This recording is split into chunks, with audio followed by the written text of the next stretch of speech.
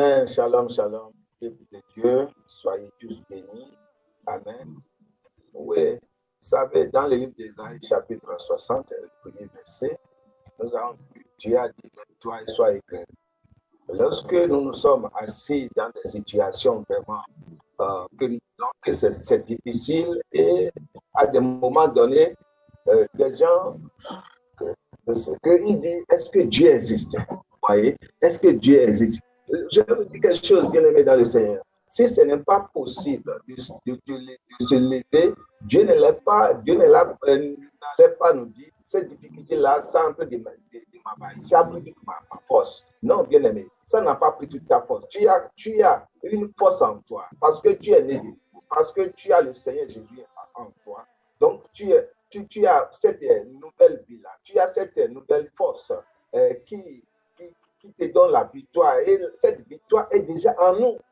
Mais c'est parce que nous ne savons pas, ou bien nous n'avons pas appris cela au sérieux, ou bien nous ne sommes pas vraiment imbibés dans la parole de Dieu. Ça fait que, au lieu que nous focalisons sur le maître, au lieu que nous focalisons sur celui qui délivre, celui qui fait tout, nous focalisons sur nos problèmes, sur les difficultés, etc. Nous focalisons sur la situation actuelle. Non, bien aimé dans le Seigneur, la situation actuelle, ce que ça va faire, c'est de te ruiner. Ce que ça va faire, c'est de te détruire.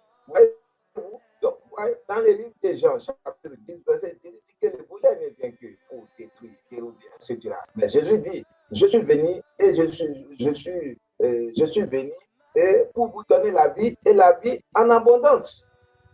Donc, lorsque nous avons Jésus, déjà cette vie en abondance est déjà, vous voyez. Donc, tu as déjà cette vie en abondance, tu as déjà l'assurance. Ce n'est pas que l'assurance va arriver. Oui, certes, les difficultés vont arriver. Parce que Dieu ne pas dit dans les Écritures que, en tant que chrétien, que les difficultés ne viendront pas. Non, il a dit même, nous serions persécutés à cause de son nom. Tu serais persécuté, ma soeur, mon frère, à cause de son nom. Mais cette persécution ne va pas t'emporter, ce vent ne va pas t'emporter. Malgré tout ce qui se passe, nous devons faire quoi? Focaliser sur le maître. Focalisons-nous sur le maître. Focalisons-nous sur le maître. Si vous focalisez sur vos difficultés, si vous focalisez sur la maladie, je ne sais pas sur quoi vous pourrez. Là, tu vas rester là assis longtemps, pendant des années. Et tu es en train de se lamenter. Et à des moments donnés, tu vas commencer par parler contre Dieu. Tu vas commencer par dire des choses, des paroles dures, des paroles abominables contre Dieu. Voyez-vous, nous allons regarder ça, nous allons lire un livre de Malachie, chapitre 3, Malachie, chapitre 3, verset. Malachie, chapitre 3. Verset 13-14. Ouais. Donc, ouais, lorsque, ici, je lis, Malachie 3, verset 13-14. Vos paroles sont rudes contre moi, dit l'Éternel. Et vous dites, qu'avons-nous dit contre toi? Qu'avons-nous dit contre toi? Ouais, le verset 4 dit, vous avez dit, c'est en peine que non c'est Dieu. Parce que tu as des problèmes maintenant, parce que tu as des difficultés maintenant, et dans toutes ces difficultés, les gens disent, mais je vais à l'église, je prie, je donne ma dîme, je fais ceci, je fais cela. Même si tu fais toutes ces choses-là, même bien aimé dans le même si tu fais toutes ces choses-là, et tu ne te focalises pas sur le maître, et tu n'as pas vraiment l'esprit, si la parole de Dieu, l'esprit-là, j'ai dit la fois parce que la parole écrite sur la Bible, cette parole qui va te bénir, qui va te guérir, qui va te délivrer, doit quitter lorsque tu lis. Ça doit quitter le lit. Et ça devient esprit en toi. C'est ce que ça quitte là et ça rentre dans ton cœur. Et là, tes yeux vont s'ouvrir, ton cœur va s'ouvrir. Et là, même de toi, tu vas dire Amen, Alléluia. Pourquoi? Parce qu'il y a une lumière divine qui s'est jaillie dans ton cœur. Il y a une lumière vraiment qui s'est ébranlée sur toi, et parce que tu étais dans l'obscurité dans ce domaine, tu étais vraiment, c'était fou pour toi, mais la lumière divine est descendue maintenant, et il y a une joie à l'intérieur, une forte joie à l'intérieur. Ouais. Lorsque des gens ne pas cela, parfois les gens pensent que oui, parce que je donne ma dîme, je prie, je fais ceci, je fais le bien, et bon, et cela va faire que même si je vis une vie vraiment en dehors de la parole de Dieu, parce que je fais ces choses, Dieu est obligé de me bénir, Dieu est obligé de m'ouvrir le chemin. Non, non, non, non, non, non. Comme les Anglais disent, oh, mon frère, God is not a man that you can bribe. Dieu n'est pas un homme et que tu vas lui donner quelque chose pour qu'il te rende service. Non, non, non. Dieu n'est pas un homme. God is not like a policeman. When the policeman arrests you, maybe you do something wrong. When the policeman arrests you, you are trying to, what can I give to him? And then you negotiate, you can give money to the policeman so that he can set you free.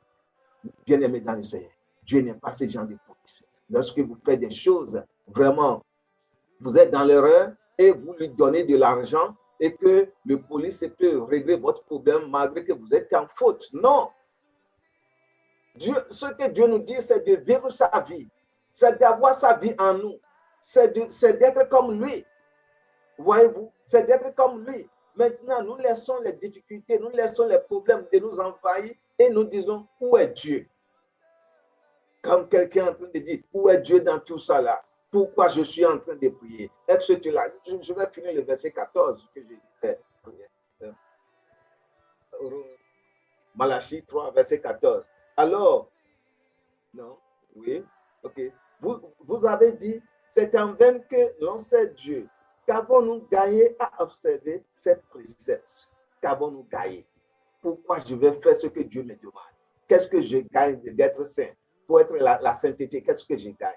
Qu'est-ce que je gagne d'aller écouter la parole de Dieu? Qu'est-ce que je gagne pour aller à l'église? Qu'est-ce que je gagne maintenant de me connecter avec ces réseaux à chaque jeudi ou bien à chaque fois quand c'est ce que tu te dis dans ton cœur. Qu'est-ce que je gagne? Voyez, qu'est-ce que je gagne? Ah, c'est grave, bien-aimé dans le Seigneur. Ce qu'on gagne, vraiment, c'est trop. C'est trop, c'est trop, c'est trop, c'est trop. Ce qu'on gagne, c'est trop. Vous voyez? Donc, lui se pose cette question. Qu'est-ce qu'on gagne pour observer ces préceptes à marcher avec tristesse à cause de l'Éternel des armées? Alléluia. Qu'est-ce qu'on gagne? Mais bien aimé, ce que Dieu nous demande, dans n'importe quelle situation, il faut avoir sa parole. Et que cette parole est une force en toi. Cette parole, c'est ça qui détruit tout. C'est ça qui tue le tumeur qui est en toi. C'est ça qui détruit le cancer qui est en toi. C'est ça qui détruit tout ce qui est en toi. C'est ça qui annule tout ce qui est en toi. Il faut avoir cette parole. Cette parole. Il faut chercher ce remarque. Cette parole de Dieu pour maintenant. Cette parole de Dieu pour la situation. Il faut le chercher. Il faut le chercher. Et comment le chercher? Bien-aimé, dans ton temps de a quiet time of prayer. Dans ton temps le matin, tu te lèves et tu pries dans ta chambre. Et là, rien ne te dérange et tu cherches Dieu. Tu fouilles l'écriture. Tu regardes les prières matinales. Tu cherches qu'est-ce que Dieu dit. Et tu as des versets et qui sont vraiment tes versets sur certaines situations. Bien aimé dans le Seigneur. Donc c'est ça. Nous ne devons pas vivre notre vie en dehors de la parole de Dieu. Tous ceux qui se disent chrétiens et vivent leur vie en dehors de la parole de Dieu vont tous trébucher. Ils ne vont pas aller jusqu'au bout. Ils vont échouer. Ils vont bien commencer. Mais c'est la fin qui est vraiment importante. Oui, tu as bien commencé maintenant. Est-ce que tu peux aller jusqu'au bout? Oui, il y a des frères et sœurs qui sont connectés maintenant et disent, on appelle l'administrateur principal. Oh, frère, vraiment, ça évolue bien. Ah, vraiment, vous avez même des témoignages, etc. C'est bon, mais c'est la peine qui est importante.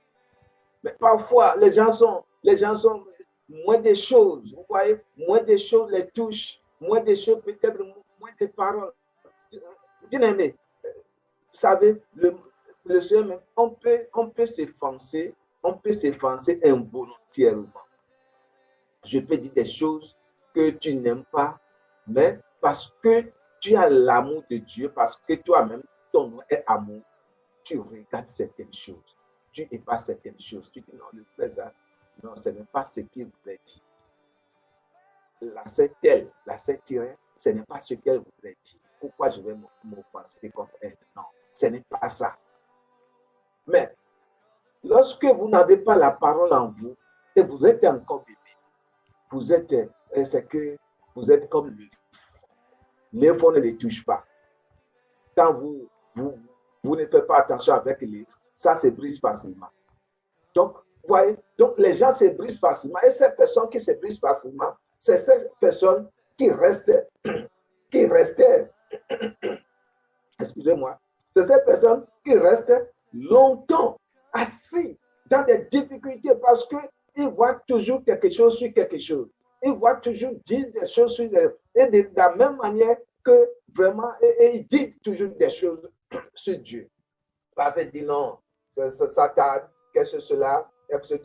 Vous voyez, quand nous voyons dans le livre de juge, la vie de Gédéon.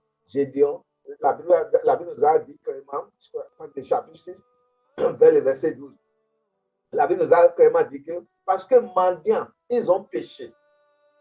C'est les péchés qui les a livrés à leurs difficultés. C'est les péchés qui les a livrés à leur souffrance. Et l'ennemi est en train de les dominer, etc. Mais il faut que quelqu'un vive une vie pieuse, il faut que quelqu'un vive une vie vraiment bien et que quelqu'un se lève pour délivrer ce peuple. Il faut que quelqu'un se lève pour délivrer cette femme. Mais parmi ces personnes, la Bible nous fait savoir que Dieu a trouvé Gédéon. Dieu a trouvé Gédéon. Le verset 12. Dieu a trouvé Gédéon. Juge 6, 12. Et maintenant, il dit, et Dieu est arrivé, Dieu dit, mais vaillant héros, Dieu a commencé par ce qui est en lui, ce qui est en lui, Dieu a commencé par lui dire ce qu'il a. Ce qui est en lui, ce que Dieu voit en lui. Bien aimé dans le Seigneur, ce que Dieu voit en nous, vraiment, c'est fort. Dieu voit lui-même. Toi, tu es là assis dans des difficultés, dans des problèmes, et tu as focalisé sur les problèmes. Alors que Dieu voit lui-même en toi. Dieu se dit, et si c'est moi que ce montagne, supposons que cette montagne est devant moi, qu'est-ce que je dois faire? Voilà mon ambassadeur, mon représentant. Regarde, vraiment, il est en train de rire. Ouais. Donc, Gédéon est assis là, en train de rire. Mais Dieu dit, vaillant héros. Ceux qui murmurent, ceux qui aiment n'avancent, ces gens de personnes n'avanceront pas. Ils échouent. Si vous êtes des chrétiens murmureux, je viens murmureux. Bon, moi, je fabrique seulement les mots. Excusez-moi. Alléluia. Donc, si vous êtes des chrétiens qui murmurent, moins des choses, c'est murmurer. Vous murmurez sur tout. Vous murmurez sur la parole de Dieu. Vous murmurez sur Dieu. Vous murmurez. Vous n'allez pas avancer avec Dieu. Ça ne marchera pas. Donc, c'est ça là aussi la vie de Gédéon qui est assis. Vous voyez, lui, il est assis. Il est assis en train de dire, c'est Dieu avec nous. Pourquoi ceci? Pourquoi cela? C'est Dieu avec nous. C'est Dieu avec nous. Etc. Je crois, c'est bien de lire le je vais dire ça. Juge. Oui, je vais chapitre 6.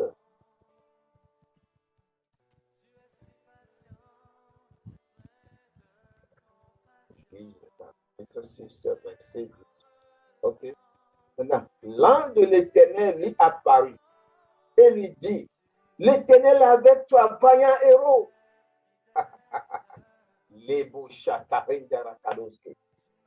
Et toi qui es assis là maintenant en train de pleurer,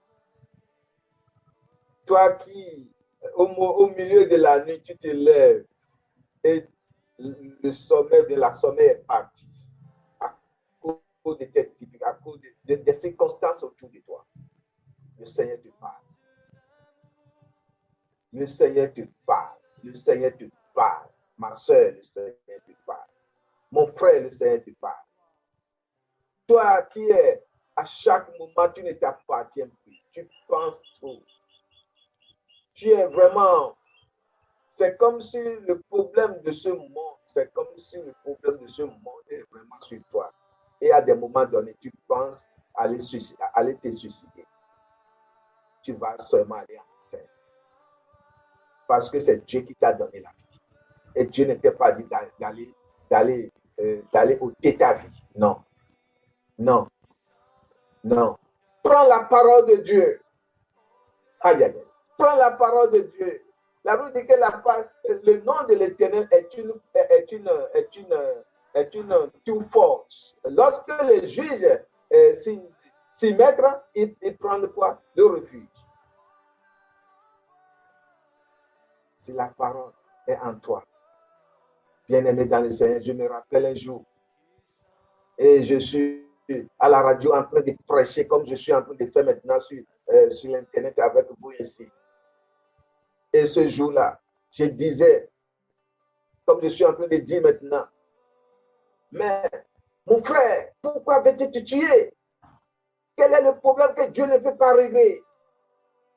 Si tu te tues, tu ôtes ta vie, tu vas aller à l'enfer.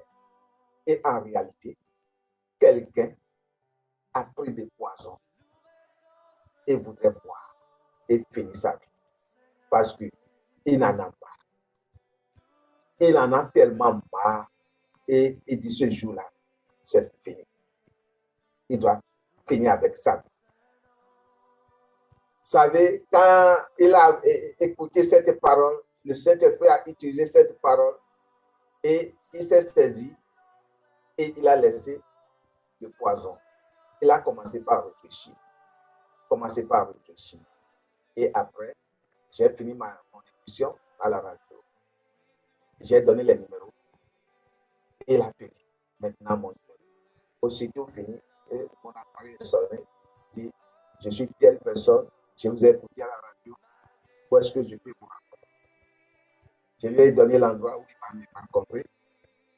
Et il est venu avec un autre ami. Et il m'a narré cette histoire. Vraiment, ça m'a touché. Je l'ai